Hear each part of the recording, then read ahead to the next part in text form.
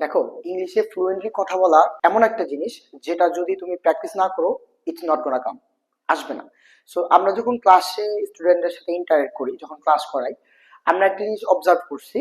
সেটা হচ্ছে, যে স্টুডেন্ট গুলো একটু সাহসিকতার সাথে একটু নিজেকে পুশ করে প্র্যাকটিস করে, at the end of the course তারা ভালো পারফর্ম করে, তারা নিজেকে ইমপ্রুভ করতে পারে, অ্যান্ড মোটামুটি তারা আত্মবিশ্বাসের সাথে কথা বলতে পারে। বাট যে স্টুডেন্টরা প্রথম থেকে প্রোক্রাস্টিনেট করে, একটু এড়িয়ে যায়, ফাঁকিবাজি টাইপের করে, ক্লাসে মনোযোগী না, তারা at the end of the course তেমন ভালো পারফর্ম করে না।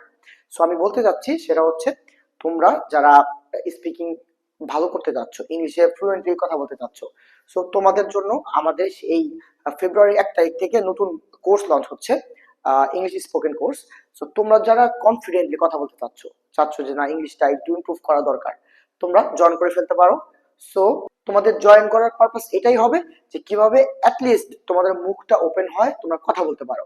Otherwise tips techniques, there are lots of videos out there on internet, যদি তুমি ঘাটো দেখবা তোমাকে বলতেছে প্র্যাকটিস করো, এই করো সেই করো, বাট তুমি যদি অ্যাকচুয়ালি সেই কাজটা পারফর্ম না করো, নিজে প্র্যাকটিস না করো, তাহলে it will be hard for you to speak. So আমাদের কোর্সগুলোতে আমরা কিভাবে তুমি কনফিডেন্টটা বিল্ড আপ করতে পারো, কিভাবে মুখ ওপেন করতে হয়, কথা স্টার্ট করতে হয়, এগুলো আমরা শেখাবো।